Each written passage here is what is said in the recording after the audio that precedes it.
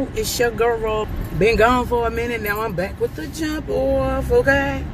Quite a bit has gone down since last I posted, well, with the live or whatever. That other video, I just got rid of it altogether.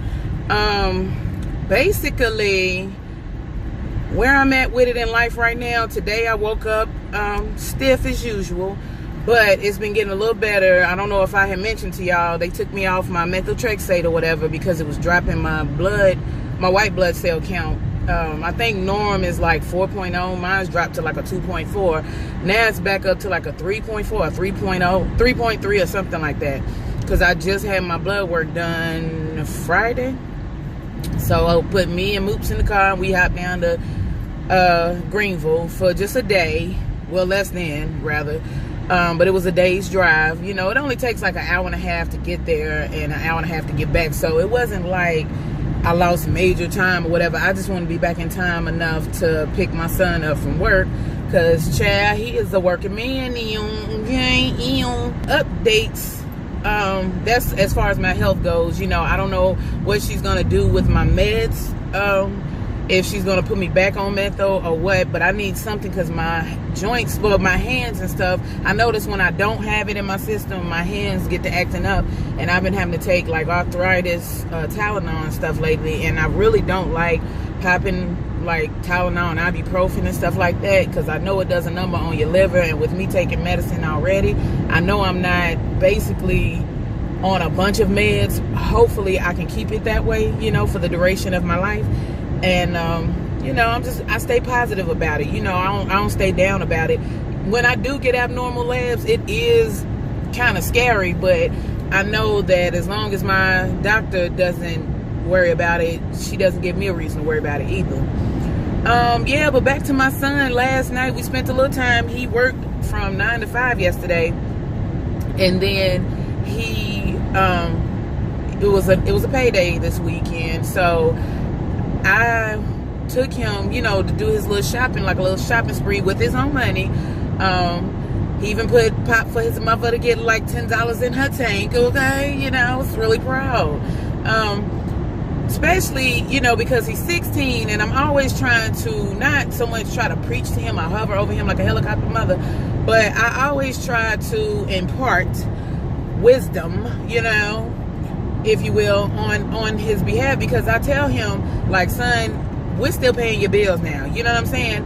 You need to cherish the time that you have left as a teenager because it's no joke. And then on top of that, it's more rewarding when it comes time for you to buy things that you want to buy, that you always wanted. It's more rewarding when you get it out of your own pocket. And just trying to get him into that mind frame, like, look, you only got a few years, you know, a couple of years after high school to figure out, because I'm not just going to kick him straight out. You know, what 18-year-old know, you know, unless they go into the military or something, they really don't have it together. And I'm not sure, he used to say all the time when he was younger that he wanted to be in the military, and I think it's because me and his dad was in, but I think it's more so like he's really trying to figure it out, and that's okay. My mother didn't necessarily put me out. You know, I left at 17, but I also enlisted into the military before I graduated. My mother had to co-sign. So, you know, military wasn't my plan, but, you know, they'll coax you over with the world travel and stuff. And not to say that it doesn't happen. Just in my case, the only place I ever been was Germany, and that didn't happen until I fulfilled the rest of my contract. And I finished up my initial contract, and then in 2006, you know, they sent me to Germany or whatever. So anyways, you know, I just basically try to get him to understand how rewarding it is when you buy things on your own accord. You know, you don't have to wait on me or your stepfather to get it for you, or your grandmother, even though we'll always keep doing for him because that's our kid. But just the fact that it's better when you do for yourself. So he gets it, though. He gets it. He's really, and one thing about my son, I can honestly say I've been blessed. Now that damn Mook's gonna be a whole nother story, but with him, he never has been a kid that asks for a lot. He just never was. And I'm so blessed in that. You know, he's not one of those kids that, mommy, I want this, mommy, I want that. Even when he was little, he just was never that kid. So when it comes down to it, I've really been blessed. He's been a kid with a grateful heart. And, you know, that's hard to come by, especially this day and age, you know, because these kids are so spoiled. And I try to tell him, you know, it's no joke when you have to, sorry, y'all. When you have to start paying for stuff on your own, you know, you got to budget. You got to understand what a sale is. Like, he knows what a sale is. He's just, you know, he's not going to say so much frugal, but I try to get him to maximize his potential when it comes to spending his own money, because he actually got more by understanding and taking heed to what I was telling him versus just spending on something. Like the first shirt he picked up when we went to the store was like $57. And I was like, son, no.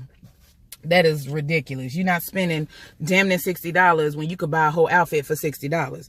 Now, considering where you get your clothes from, like with him, he has a slender build, like a model-esque build almost. So I try to, so he's one of those Abercrombie, American Eagle type dressers. You know, he can be. Not necessarily will he spend that kind of money, but when he sees sales and stuff like that, I've gotten him into that habit. So for that, I'm very grateful. In other news, and he's got access to his own little bank card or whatever, so we're gonna see how that goes. And in other news, Moops got accepted to the program where she can get like a half a day of daycare for free, being that she has a need for speech therapy. They have a mixture of kids that are verbal and that are nonverbal. And it's so crazy when, you know, you never realize how many children out there need this until you have a child that's actually experiencing it and you're going through this part of life with her. I never realized how many kids were in speech therapy. Now, I was never oblivious to speech therapy because my oldest, he needed it, you know. In his daddy's side of the family, he has 3 aunts and an uncle that have the cochlear implant. And the cochlear is pretty much a hearing device that gets implanted somewhere under the scalp or something, like, I don't know. I can't really explain how they do it, but it's basically a hearing device that's implanted on the side of the head somewhere, to where, like, usually it's more common amongst deaf people who are learning to hear, and stuff like that. And they weren't born deaf, but they had massive fluid on the ears in which it wasn't properly drained. So hence it turned into a bigger issue for them. But nonetheless, I mean, it's never stopped them from functioning in society, like, clearly. He was almost headed that way. And when he was 3, he had what they call tonsilicular hypertrophy, which basically means like your tonsils, like his tonsils were swollen a lot. He never really had strep throat, which is crazy. He didn't have strep throat until after he got his tonsils taken out, which is very rare. And he's had scarlet fever twice. So, basically they took his adenoids out and his tonsils out the same day, you know, day procedure. So they can help clear out a lot of stuff, because his tonsils look like 2 thumbs. Like, they used to be that bad. He used to have sleep apnea. It was just crazy. But it was a noticeable change in his verbiage, you know, once they were removed. And when he started pre-K, because he could talk, but it was just having a hard time clarifying what he was saying. And me being a young parent, I used to get frustrated easily, and I used to tell him, just point to it. What are you talking about? And I was like, you know what? He can't function like that. Like, that's just not fair to him, and it's not fair to me either. So, you know, I did something about it and took him to ENT, and they booked him for surgery, like, because it was that bad. So then, once he got into pre-K, I was able to request a speech therapist. Now, see, this is the thing. See, he didn't have to go through the stuff that Moops is going through, because I had her in a different city, you know, different state or whatever. So the protocol is different. But they also weren't trying to put him on the spectrum either. And that's exactly what her pediatrician was trying to do with her. It's almost like they were trying to champion that situation. And what kills me is that speech delay does not constitute on the spectrum. Speech delay is actually a natural thing. So any of y'all young mothers out there and your child has speech delay, just try to get them the help that you can. Not saying that doesn't necessarily mean that they're not on the spectrum, but that doesn't always mean that they are. So, and in Moop's case, she isn't. You know, she doesn't present the markers for it. Plus, on top of that, she's a very sociable child. She's very smart. She comprehends. I'm not saying that autistic kids aren't smart, but y'all get what I'm saying. She's not she's not showing any signs of her being on the spectrum, just point blank period, is just what it is. So like I said, with him, I requested one because you get one a lot quicker, and for two, the moment that they sit there and try to say that our kids need any kind of help, especially black and brown kids, because I feel like they try to put it on us the most. Our kids are the first ones that they try to put in like these special behavioral classes and stuff, especially when it's not necessary. And I wasn't going to allow that to happen. So before I allowed that to happen, I took my matters into my own hands and decided to go ahead and have them give him a speech therapist at school. So then, you know, we could be working on that. So by the time he wakes it to like a regular, you know, like first grade, second grade, stuff like that, he won't have that big of an issue. And it actually was a night and day. Now, mind you, he still can trip up on certain words, and only I know this because I'm his mother, and I mean, I'm just because I'm his mother, you know, so I know the difference. But it was like night and day. So luckily, I mean, Moops doesn't have that particular issue where she has to get anything removed, but she is getting better. She's echoing a lot of words, mimicking a lot of words, repeating a lot of stuff.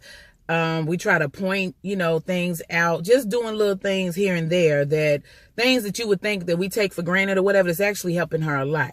So I'm just thankful for that. We still trying to seek out putting her in regular daycare because she just needs to build her social skills up. Not because she doesn't, because she loves other kids. She knows how to share, stuff like that.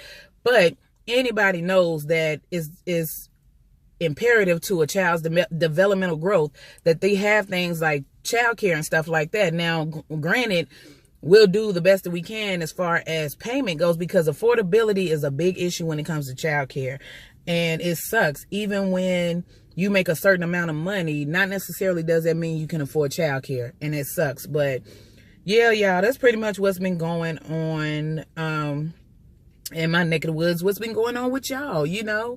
Any birthdays, child birthing, jumping of the broom, you know, something like that. Just let me know in the comment section below. I'm about to go in. I've been off like the weekend or whatever, but I'm about to go in. Well, off Friday, Saturday.